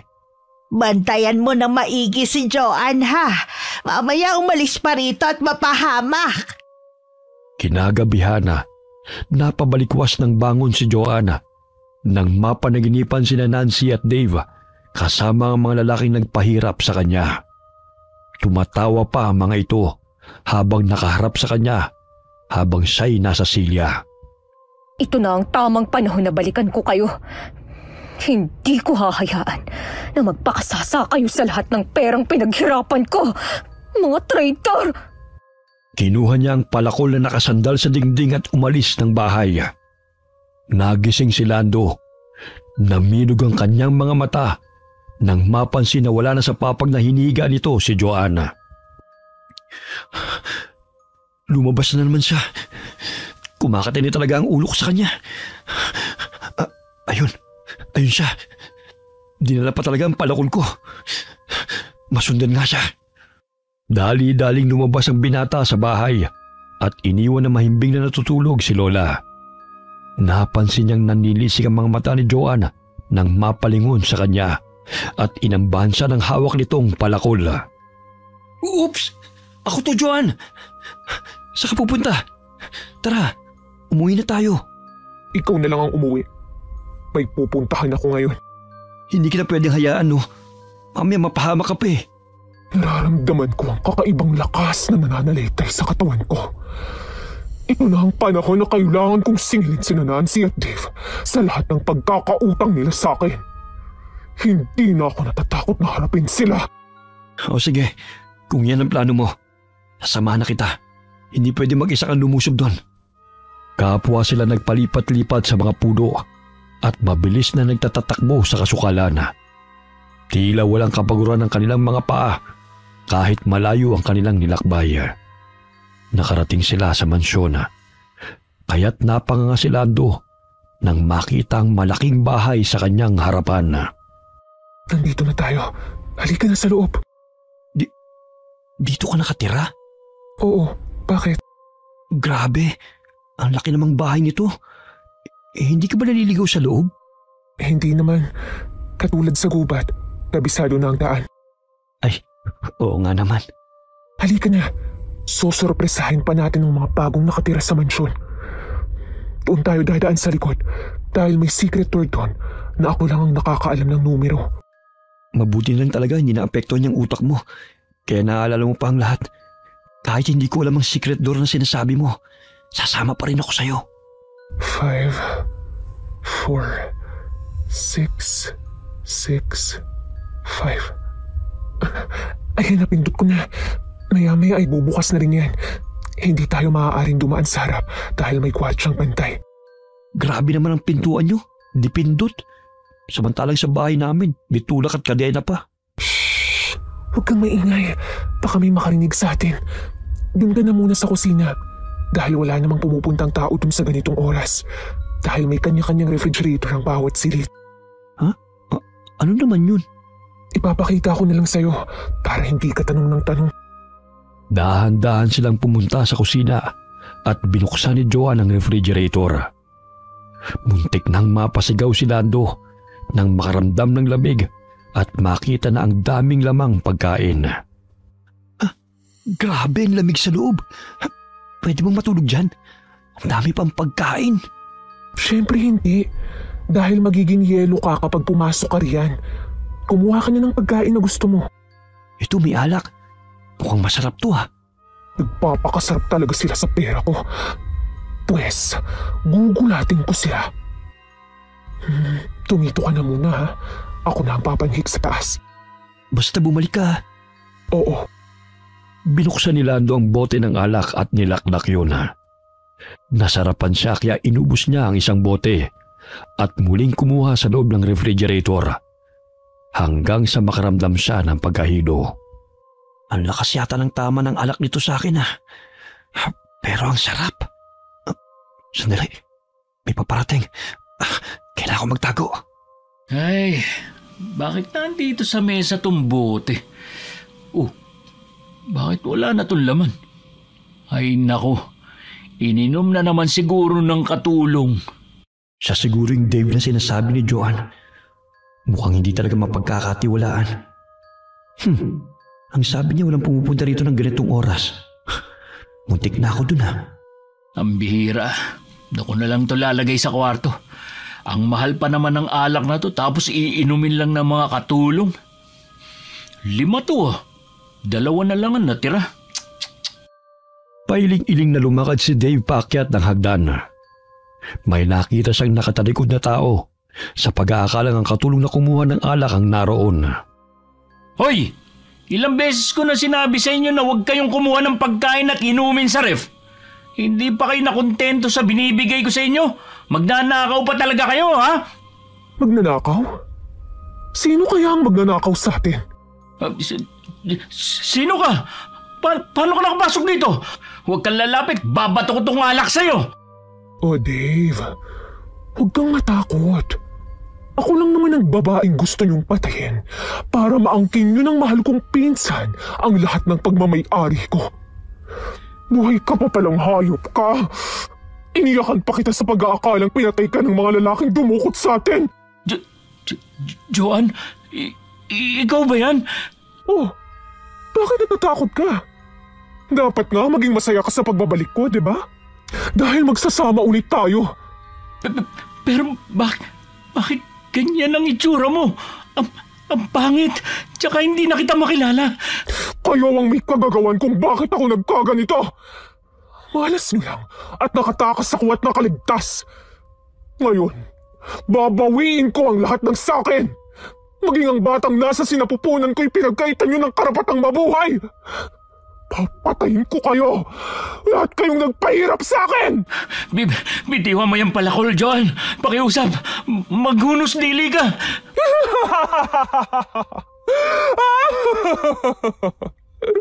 Nakakaliw pagmasta ng itsura mong nangangatog sa takot, Dave. Titigan mo ang mukhang ito. Dahil ito ang sanhi ng kasakiman niya. Nag-alaga ako ng ahas sa pamamahay ko na siyang tutok lang sa akin. Pues, babaliin ko yung mga buntot niyo at mga pangil! Binato ni Dave ang hawak nitong bote patungo sa aswang na si Joanna. Bagamat hinampas niya yon gamit ang palakol, dahilan na mabasag ito. Aatras na sana si Dave, ngunit may mga bisig na pumigil sa kanya. Oh, pare, saan ka pupunta? Kinakausap pa ng babaeng mahal ko.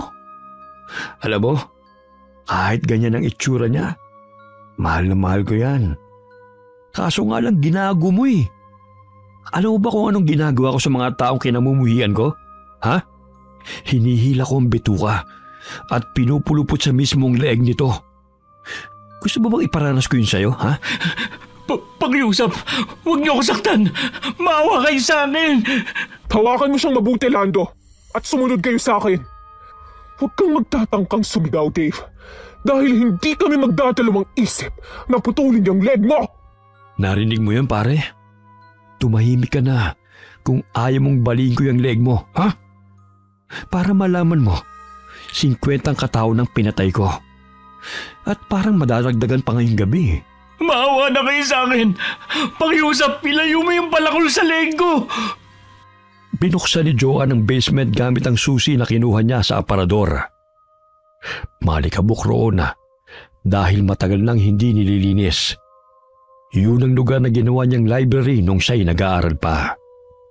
Pinaupo nila sa silya si Dave at itinali ng lubid. Bantay sarado siya ni Lando, dahilan na hindi ito makapalag. Bantayan mo lang mabuti ang hayop na yan. May bibisitahin lang ako sa taas. Pakiusap, Joanne. Huwag mo saktan si Nancy. Aba? Nakakaselos naman ang pag-aalala mo sa kanya. Ibisitahin ko lang naman siya at kikilitiin ang kutsilong ito. Huwag mong gawin yan sa pinsan mo, Joanne. Hindi ka masama. Mabait kang tao na nakilala ko. Kayo ay nagturo sa akin na maging masama. Alam mo, Dave, wala na akong nararamdamang pagmamahal at awa sa inyo. Puro pot ang nangingibabaw sa puso at isipan ko. Kaya kahit magmakaawa ka man at lumuhod, hindi ko kayo mapapatawad sa lahat ng sakit na ipinaramdam nyo sa akin. Huwag ka na kasing paepal, pare. Tanggapin mo na lang kaparusahan na sasapitin mo sa kamay ng mahal ko. Kung hindi ka pa naman kasi gago eh, bakit gusto mo siyang patayin? Umalis ng silid si Joanne at tinungo ang kwarto ni Nancy.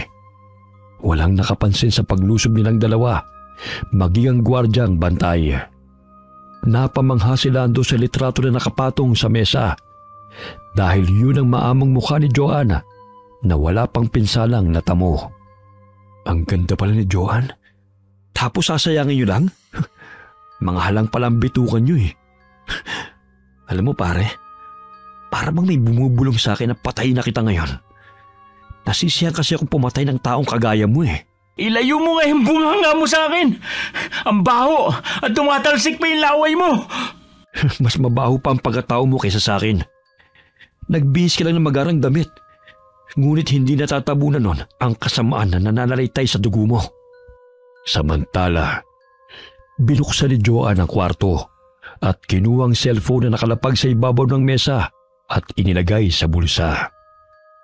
Maya-maya'y nagising si Nancy nang maramdamang may nakatanaw sa kanya at humahawi sa kanyang buhok habang natutulog. Babe? Sino ka? Lumayo ka sa akin! Nasaan si Dave? Oh, Nancy! Bakit nagulat ka? Ang sarap naman ang buhay mo rito, no? Kumusta naman yung pakiramdam na magpakasasa ka sa pera na hindi mo pinaghirapan? Sino ka? Anong kailangan mo sa akin? Ang bilis mo namang makalimot. Hindi mo ba ako na-miss? Ako to, si Joanne, ang trinaydor at pinapatay mo! Joanne, buhay ka? Oo. Bakit? Ayaw mo ba? Naku naman, hindi lang pala pera ang kinuha mo sa akin. Maging ang lalaking mahal ko na binaboy ako. Sa bagay, siguro matagal nyo nang pinagplanuhan na patayin ako upang makuha nyo ang lahat ng mga ari-arian. Tama ba ako, Nancy? Hindi ko alam ang pinagsasabi mo. Layuan mo ako! Talaga? Hindi mo ba ako pinapatay kagaya ng sinabi ng isa sa mga tauhan mo noon? Sinabi niya sa akin bago ako nakatakas. Kaya wag mo akong daanin sa pagbabalat kayo na ahas ka! Isa kang traidor! Malakas na sinampal ni Joanne si Nancy, kaya't napasubsob ito sa dingding. Nilapit ng aswang na si Joanna ang kanyang pangit na mukha sa mukha ni Nancy upang makita nito ang ginawa nito sa kanya. Tingnan mo ang mukha ko! Ito ang resulta ng pagtatraidor niyo sa akin! Ngayon mo sabihin na wala kang kasalanan sa lahat ng nangyari! Maging ang anak ko'y nawala dahil sa kahayupan niyo ni Dave! Mga sakim at walang kasing sama! Aray! Bitiwan mo ko! Hindi ka pag-aamin sa lahat ng kasamaan mo! Gusto mo bang mabuhay pa o si Dave? Pakiusap, huwag mong saktan si Dave. Oo na, ako nagpapatay sa'yo para mapasakin ang pera. Ngunit pinagsisisihan ko na lahat ng ginawa kong kasalanan. Pakiusap, Joanne, patawarin mo ako. Gusto mo lumuhod ako sa harapan mo para mapatawad mo lang ako. Malakas na tinadyakan ni Joanne si Nancy. Dahilan para mabuwal ito sa sahig. Hindi na ito nakaramdam ng awa kahit anong iyak ng babae, sapagkat peke ang lahat ng pinapakita nito sa kanya. Lingid sa kalaman ni Nancy na nirecord ni Joanne ang lahat ng kanilang pag-uusap sa mismong cellphone nito at ipinadala kay Atty. Cruz. Dinala nila sa basement si Nancy kasama si Dave at doon hinintay nila ang pagdating ni na attorney kasama ang mga kapulisan. Nanginginig sina Dave at Nancy na nakatali sa basement. Hindi makapaniwala si attorney na makita ang mukha ni Joanne sa ganong ayos. Bagamat sigurado siyang si Joanne yun dahil nakikilala pa naman niya ang kalahati ng mukha ng dalaga. Mahigpit niya itong niyakap dahil sa hindi makapaniwala na buhay pa ito. Nanumbalik sa normal na anyo si Joanne at umiiyak na humarap sa matandang abogado. Agad na hinuli ng pulis sina Dave at Nancy sa patong-patong na kaso. Noon pa man malakas ang pakiramdam ni attorney na may kinalaman si Nancy sa pagkawala ni Joanne. Bagamat hindi lamang niya ito madiin dahil wala siyang matibay na ebidensya. Saan niyo kami dadalhin? Mamang pulis, wala ho kaming kasalanan. Baliw ang babaeng yan. Hindi po namin siya kilala. Sila ang hulihin ninyo at ang tauhan niyang lalaki. Sila ang trespassing sa bahay ko. Magpapiyansa kami at kayo ang pangukulong namin! Kausapin mo na lang ang rehas, pare. Sigurado akong pakikinggan ka na mga yon. Magdasal ka na ngayon. Dahil hindi ka na patatawarin ng mga preso sa bilibid. Sisiguraduhin kong hindi kayo makakalaya pa! Ay, ano ba? Bitawan niyo ako! Nilitis ang kaso laban kina Dave at Nancy.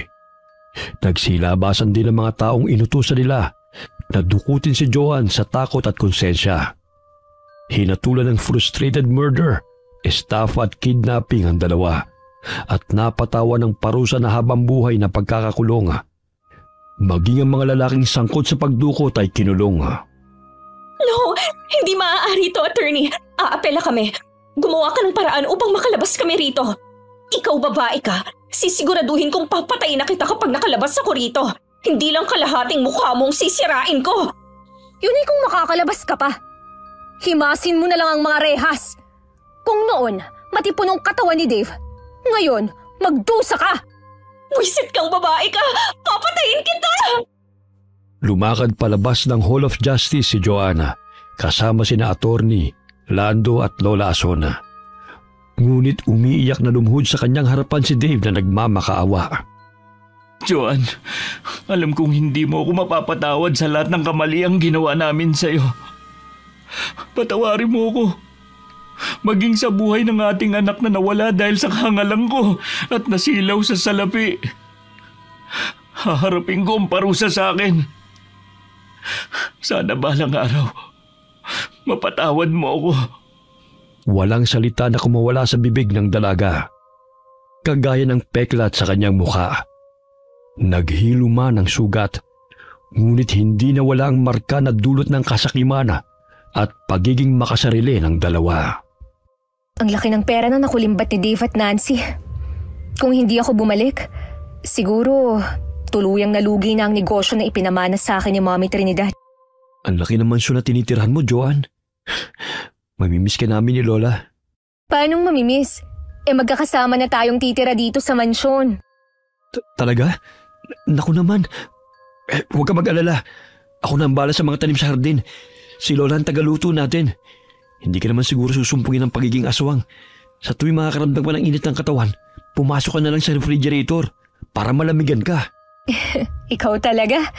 Akala ko noon napakaseryoso mo. Ang kulit mo rin pala. Muling naging seryoso ang mukha ni Lando at inilapit ito ang mukha sa dalaga at hinalikan niya ito sa labi. Kahit hindi ko pa man alam kung sino ka o anong tunay mong pagkatao, napamahal ka na sa akin, Joanne. Hindi ko kailangan ng maraming pera para mabuhay. Ang mahalin kay sapat na sa akin dahil sanay naman ako sa hirap eh. Sa'yo ko naramdaman ang tunay na pagmamahal, Lando. Maraming salamat sa lahat ng sakripisyo niyo sa akin. Tutulungan kita sa abot ng aking makakaya, mahal ko. Bakalipas ang 1 taon na, ikinasal na sina Lando at Joanna. Unti-unti nilang binangon ang negosyong pinalugi ni Nancy at Dave. Samantala, naging masalimuot ang buhay ni Nancy at Dave sa loob ng kulungan. Si Nancy ang naatasan sa paglilinis ng banyo. Bugbog ang inaabot niya sa tuwing hindi niya nagagawang inuutos ng mga preso. Salungat sa buhay na tinatamasa ngayon ng pinsan niyang si Joanna, na masayang namumuhay kasama ang asawa nitong si Lando, na isang aswang. Okay, sana po nagustuhan niyo ang kwento natin ngayon. Shoutout po tayo kay Ann Loisis. Welcome Ann sa Ingkong Channel. Hi kay Joy Marie Teves from Hong Kong. Hi kay Pangga from National Center for Mental Health. Shoutout kay Angie at Felia Mawak family. Kamusta po kayo? Hi kay Sally Albino from Kawayan City, Isabela. Hi kay Chloe Abalos from Riyadh, Saudi Arabia. Hi kay MGS14. Hi kay Corazon Cacalda from San Mateo, Rizal. Happy birthday kay Kyle Andre, galing kay Mami Aiko from Bahrain. Hi kay Michael Rivera. Hi kay Henry Vargas from Calbayog City, Samar. Hi kay Cliven Dubalan. Hi kay Nel Bilin Omusura from Buena Vista, Agusan del Sur. Hi kay Jose Casabuena from Iloilo. Alright, maraming salamat po and God bless all of you.